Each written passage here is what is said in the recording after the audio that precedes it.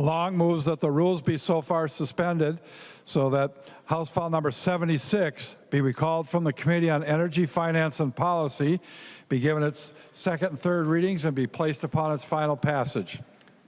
I recognize the member from Hennepin, Representative Long. To your motion. Thank you, Madam Speaker. That's my motion, and I would defer to Representative Greenman to describe her bill. I recognize Representative Greenman to the bill. Thank you, Madam Chair, or Madam Speaker. This bill will help lower Minnesotans' utility bills by limiting the amount of executive pay that investor-owned utilities can charge back to Minnesota ratepayers. And we need to do this bill now.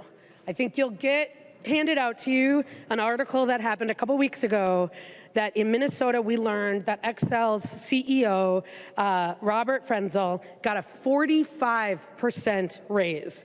And this is a time when Minnesotans are struggling to pay their utility bills.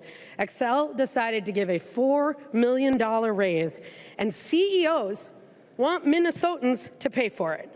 But this bill is our chance to protect Minnesota ratepayers from having to foot the bill of the millions of dollars in executive pay that private investor-owned utilities want their CEOs to make.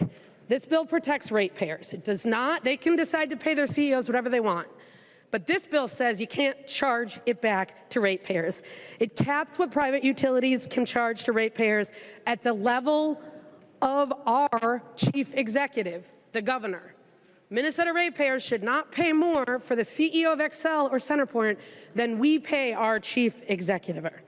Customers pay for utility service, not excessive CEO compensation packages. And while utility bills rise for folks across the state, this bill protects Minnesota ratepayers from being nickeled and dimed by the private investor-owned monopolies that pay for lavish compensation for their CEOs.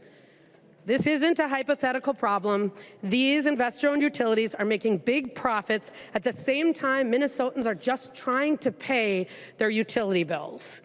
In 2025, so last year, Xcel made $2.2 billion in profits and sought to charge Minnesota ratepayers $7.3 million for its highest 10 paid executives, and this year in 2026, $7.6. And for anybody who says this bill isn't necessary, tell that to the Minnesota families struggling to pay their gas and electric bills, because Minnesotans are the ones on the hook, while executives at these compensations at these companies can afford it. And they can afford it. They're making $16 million a year. So here's our deal. Rest assured, these executives, they're not going to struggle to pay their utility bills.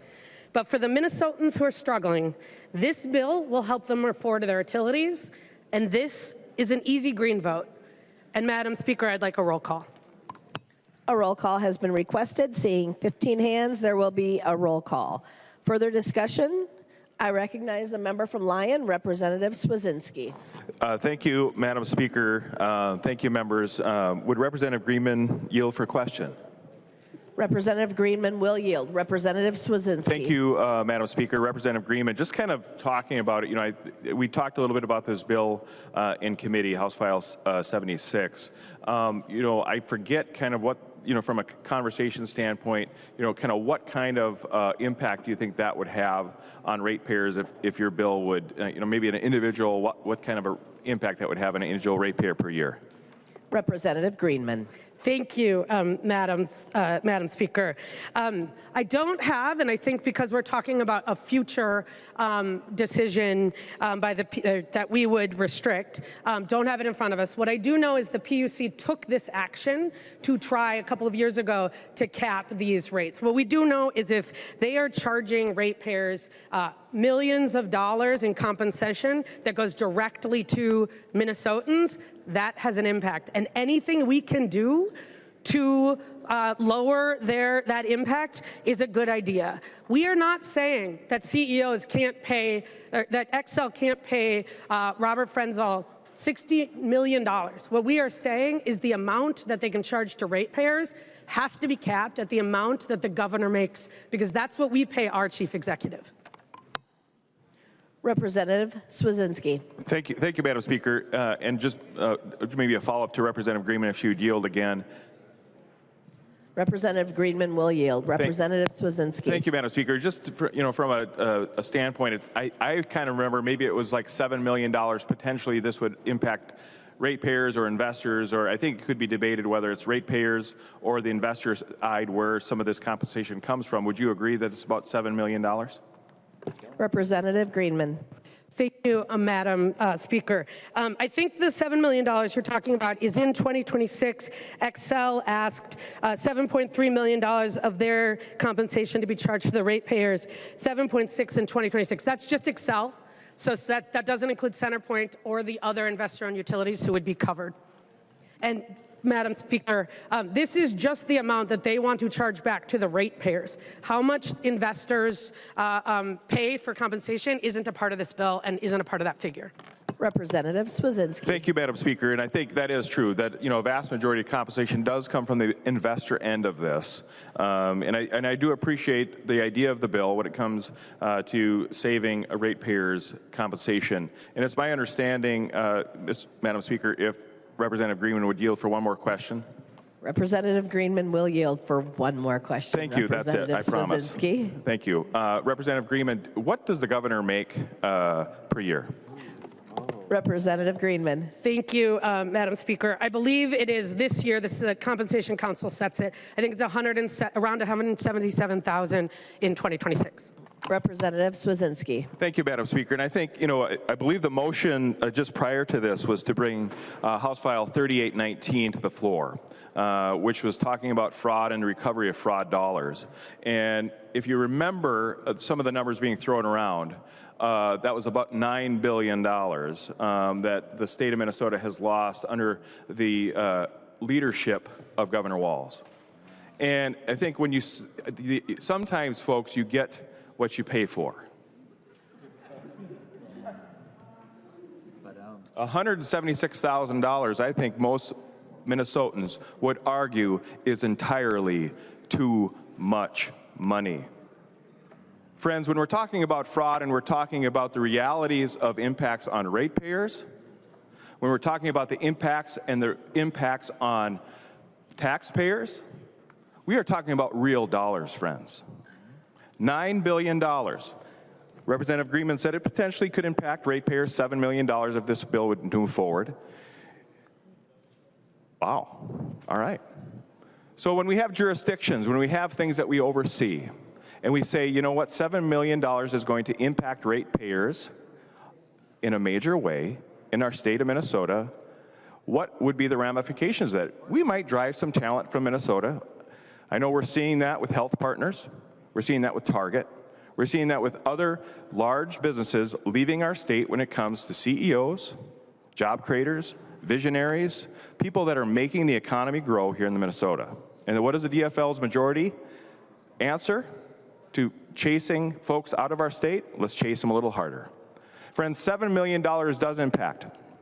If we were serious on this House floor about impacting ratepayers in Excel territory, we have current funds sitting in the RDA of over $50 million that on Monday we could bring to the House floor with the DFL's help and return $50 million that are in our accounts as state legislators and return it right back to those same ratepayers that we seem to care so much about. $7 million, friends. Chasing talent out of our state, channeling some of the best minds when it comes to energy and energy distribution, and coming up with markets and coming up with how we are going to envision what our energy policies will be here in our state of Minnesota. And tying it to a governor that, quite frankly, has been asleep at the wheel. $9 billion in fraud. Friends, this is a distraction. The DFL majority just asked 15 of its members and some of ours to raise their hands. And why? Because they want a roll call vote. They want each and every one of you on this House floor to say, you know what's more important? We had House File 3819 that could have brought some real reform, that could have brought real dollars back to taxpayers, $9 billion. Instead, we're sitting here playing kangaroo court for $7 million of executive pay. when we have $50 million in our own pockets of RDA dollars that this DFL majority refuses to give back to ratepayers. It says St. Paul knows best, not families, not business owners, not schools, not counties, not our jails, not how they spend the dollars best, but how we here in St. Paul, here in this room, us 134 members, how we spend it best. Friends, the answer is clear. Make your choice. If you're looking just for a high line or a headline, vote green. But if you want to make real impacts on ratepayers, if you want to make real impacts on the taxpayers that have, quite frankly, had enough of Governor Walz, has enough of the DFL majority's inability to rein in fraud, kicking and screaming in Ways and Means last night. Friends, we have a job to do. You can vote green tonight.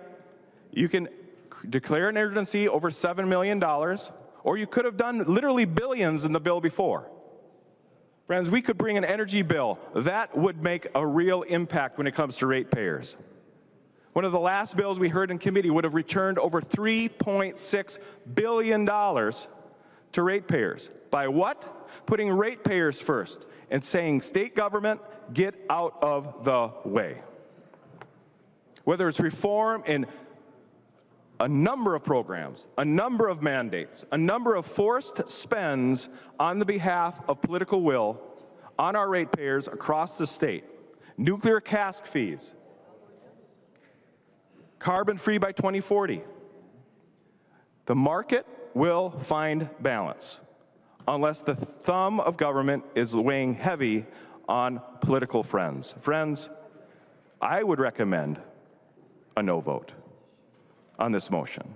Because if you want real reform in government, first we need to get out of the way. Friends, if you want to empower bureaucracies, if you want to empower a governor who quite frankly has been asleep at the wheel and tie executive compensation to some of the best decision makers we have in our states when it comes to energy policy, vote green. I recognize the member from Hennepin, Representative Acomb. Thank you, Madam Chair. I found those remarks by Co-Chair Swedzinski interesting when he talks about asleep at the wheel.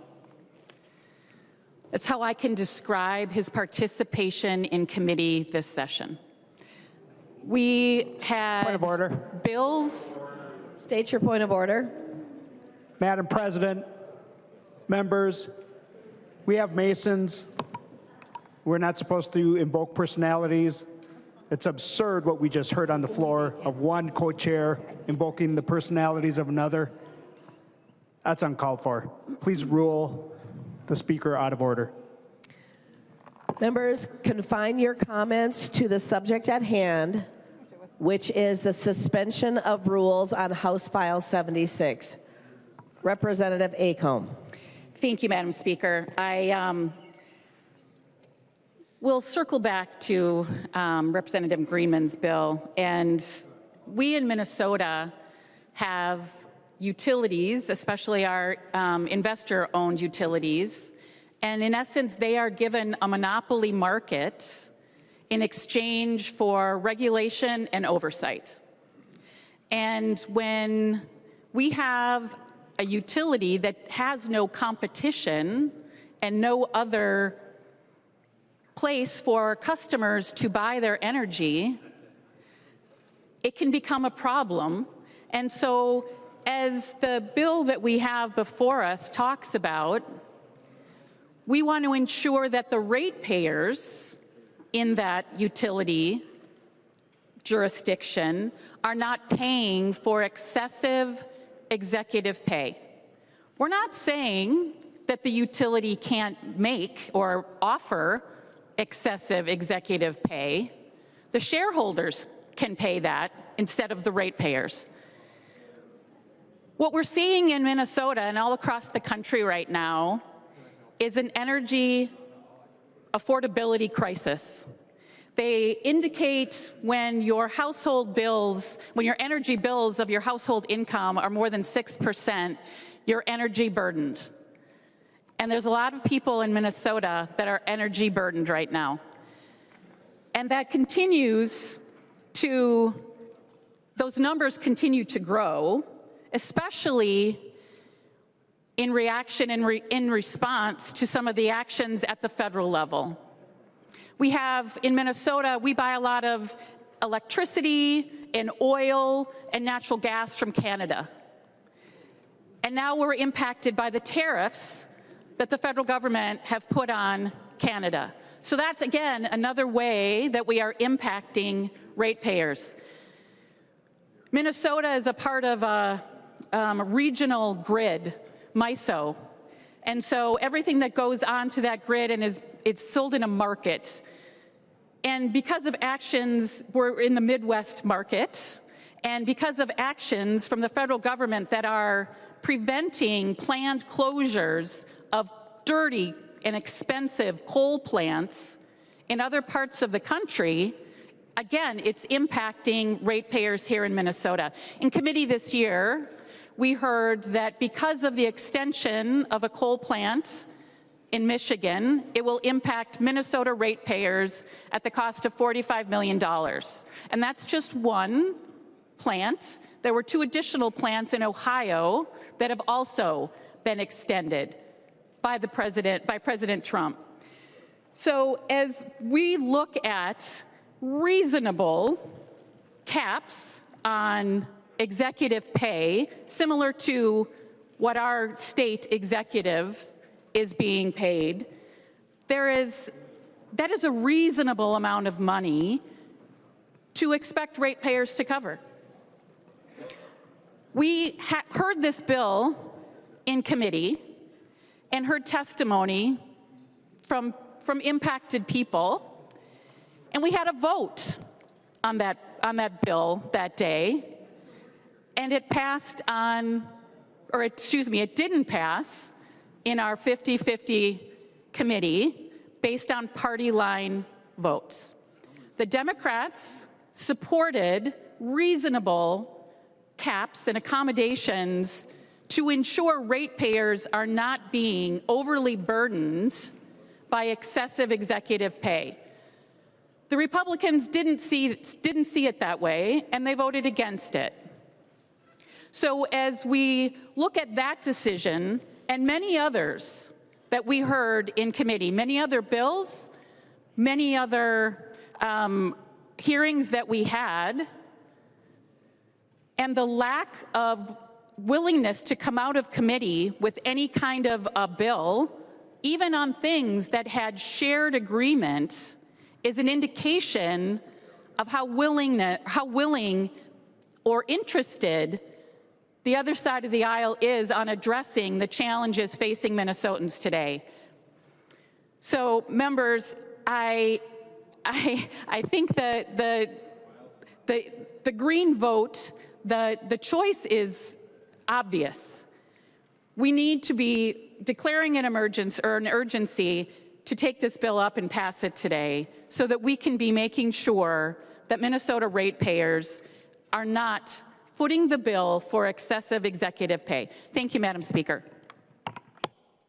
I recognize the member from Hennepin, Representative Kraft.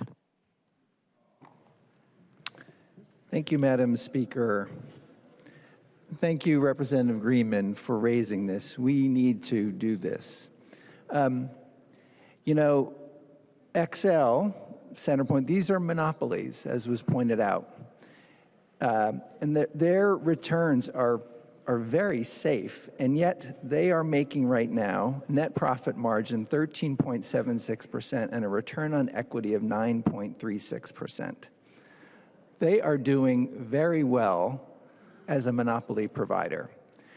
And what we're simply asking here is that the top paid executives, that doesn't get charged over the cost to our chief executive to ratepayers. They're doing very well for their shareholders, so their shareholders can pick up more of this burden. Now, Minnesota households are not doing as well. They owed more than $145 million in past due electric and gas bills as of February, 70% higher than prior to the pandemic. Now, there are other states that are doing things here that we maybe should consider. Other expenses like political influence spending, lobbying, donations, corporate jets, travel, lodging. So this is a good start, but maybe there's other things we should consider. Now, we talk about the amount of money here. We are talking tens of millions of dollars. And just to put a frame on that, there's a bill that I've carried on LIHEAP, Low Income Heating and Energy Assistance Program, where if we could have $40 million, we could extend that to 44,500 more households and extend it into the summer. So we're talking about amounts here that are legitimate, that are reasonable, that we should be looking at. So Representative Greenman, again, thank you. We should do this. These companies are doing exceedingly well, and their shareholders can afford to pay their CEOs.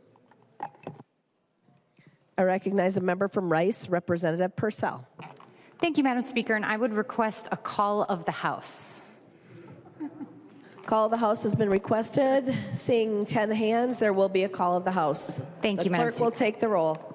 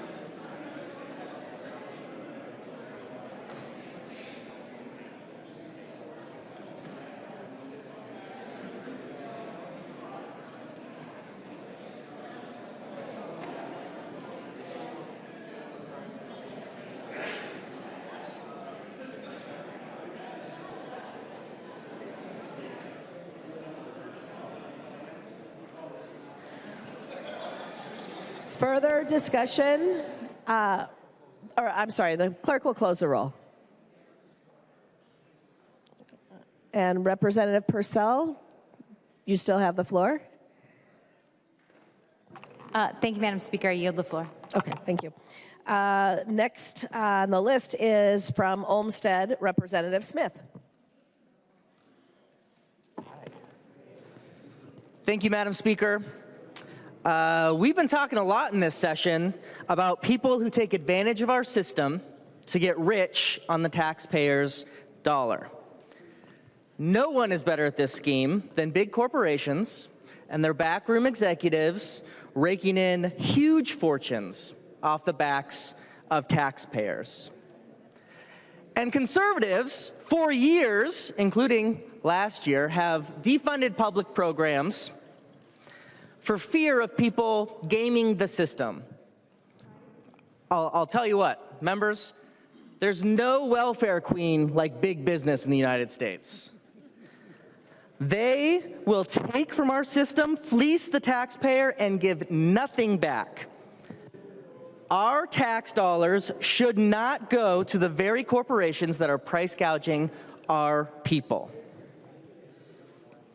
Minnesotans use their hard-earned money to pay for electricity and gas and their utilities so their families can stay warm at night and keep the lights on.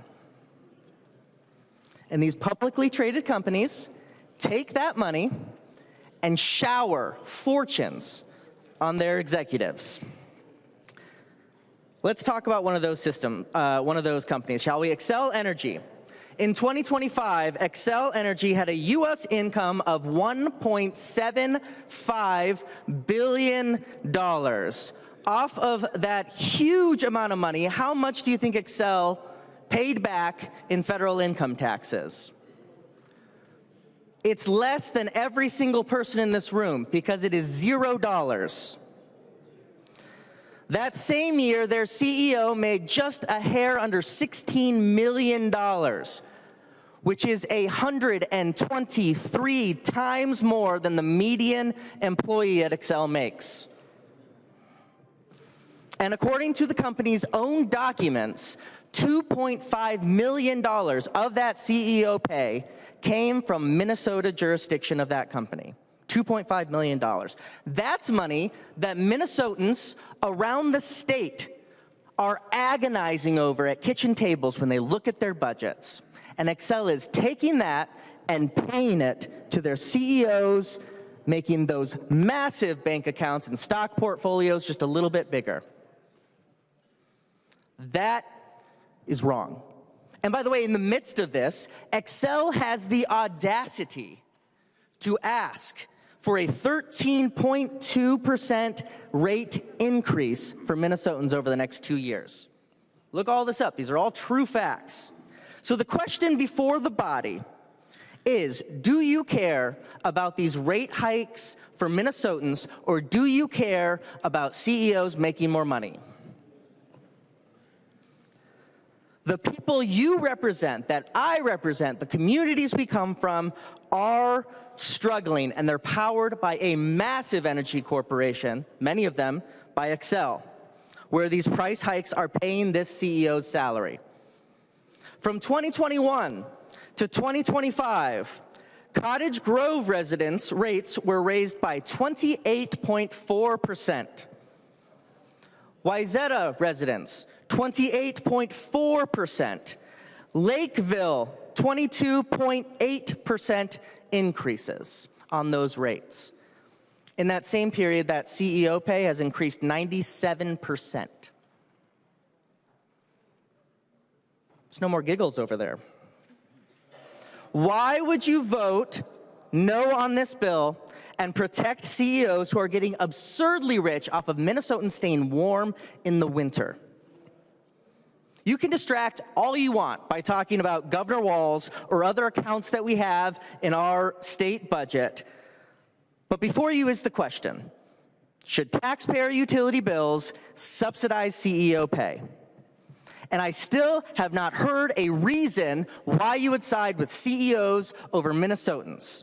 I just heard a ton of deflections. And the reason that you cannot give me a reason is because the reason is horrible. And it's because corporate lobbyists are telling you to vote no on bills like this. That's why you won't say it out loud. And if I'm wrong, prove me wrong. Let's vote yes on this. Let's vote with Minnesotans over CEOs. I have a feeling that's not going to be the case. I recognize a member from Anoka, Representative Niska. Thank you, Mr. Speaker and members. Well, you might be, confused, normally when we're under call, it's because we're having a serious debate about a serious issue. Members, this is not a serious proposal. We know it's not a serious proposal because we heard that it's like a couple of pennies on every ratepayer that we're even talking about. Sure, it sounds like big numbers. In the scheme of Xcel Energy's rates, their revenue, fractions of a cent. This is, as we heard a DFL leader just this week say, don't threaten me with a good time. This is just plain old class warfare. It's not a real serious proposal. It's about trying to find the bad people and telling Minnesotans that they should go eat them, or talking about those were the words of a French revolutionary that were quoted by a DFL House member. So if we want to be against political violence, let's not engage in that. But for those of you who have actually been involved in a business that didn't fail, you know that hiring is a very important aspect of that. And when you hire somebody, you get what you pay for. And you need to pay people what they're worth in order to get good, competent leadership. So if you want Tim Walz level incompetence running Xcel, or Tim Walz level incompetence running CenterPoint, vote yes. It's a great idea. I don't think Minnesotans can afford that because we can't afford Tim Walz level incompetence anywhere else.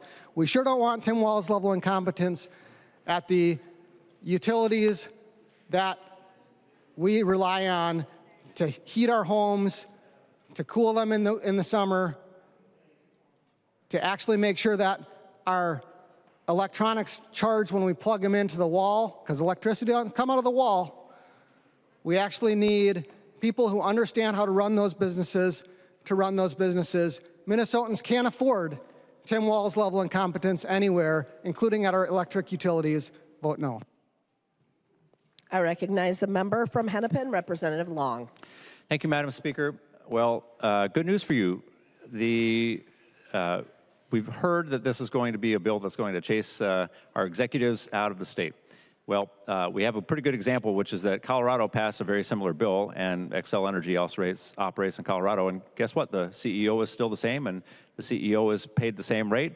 But guess who's not paying that salary? It's the ratepayers in Colorado. We have seen Minnesotans be saddled with high prices for gasoline, high prices for energy, for groceries, for healthcare, for food. And this is one step that we can take to actually reduce their electricity bills. We heard from Representative Swedzinski that this was too small potatoes, too small change. If we were able to do $50 million, Representative Swedzinski said, then it would be worth it, because that's what was available in the RDA. Well, I did a little bit of back of the envelope math, and if you just take the top 5 paid CEOs, executives for Xcel and CenterPoint, and this bill covers the top 10, then you get to $57 million. $57 million that we would be saving ratepayers. So that's $7 more million than you were asking for, Representative Swedzinski. And if we wanted to do something with the Renewable Development Account, great. Why don't we give it back in energy assistance to ratepayers? That's something that we propose over here as well. But if you wanted to save $57 million plus, and that's real money for ratepayers, that will not affect anybody's job. The same people will still be employed and likely at the same salary. It will just be paid for by their shareholders and not by the ratepayers. This is a serious proposal. It will save money, and you all should be voting for it to try to help make sure that Minnesotans who are struggling with costs of energy and other things can save money. Thank you. I recognize the member from Hennepin, Representative Greenman. Thank you, Madam Speaker. This is a serious bill that other states have done that is easy. All it says is we are capping the amount of CEO pay from our investor-owned monopolies that ratepayers have to pay. It is a serious proposal, but it is clear that the Republican leader is not taking it seriously. Neither is the Republican chair. I didn't hear a single reason in favor of making ratepayers pay for millionaires who are and billionaire companies. I did hear, and was actually surprised to hear the Republican chair say that Minnesotans, that we should be tithing to millionaire CEOs. Well, Minnesotans are on the hook to pay for it. And that is certainly something we heard Excel and Centerpoint say they wanted us to do. In committee, we heard from many ratepayers from different parts of the state telling us both about their bills, but also that they just didn't think it was fair.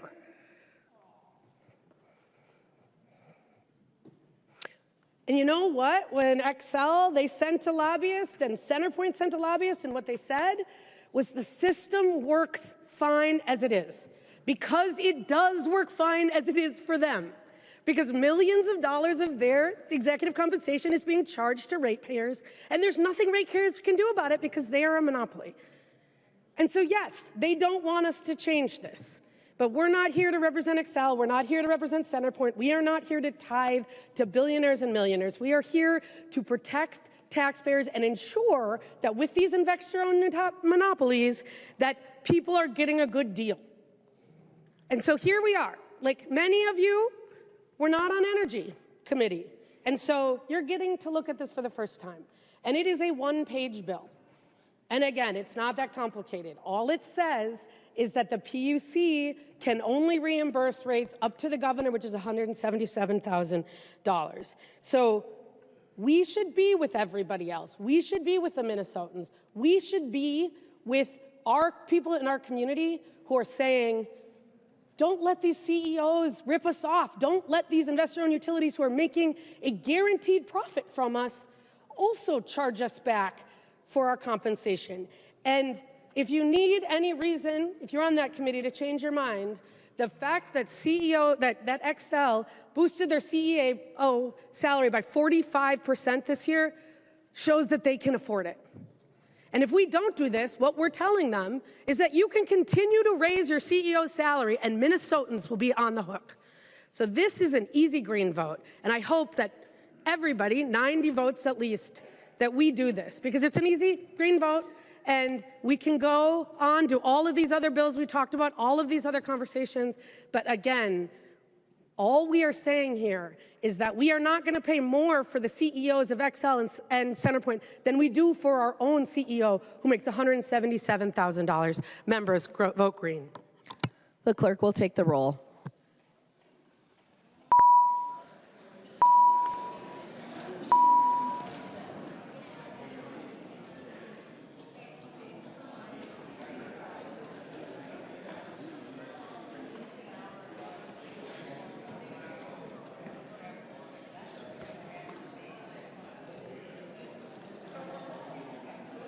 The House is under call. Members, please vote.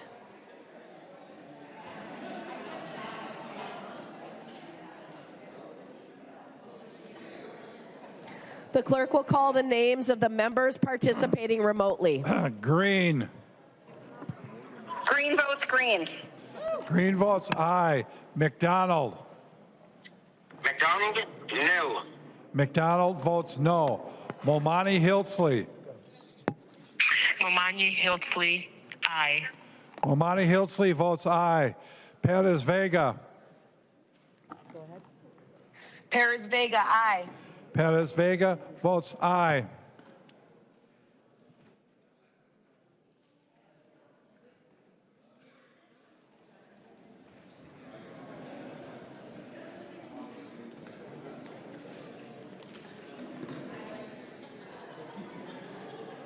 The clerk will close the roll.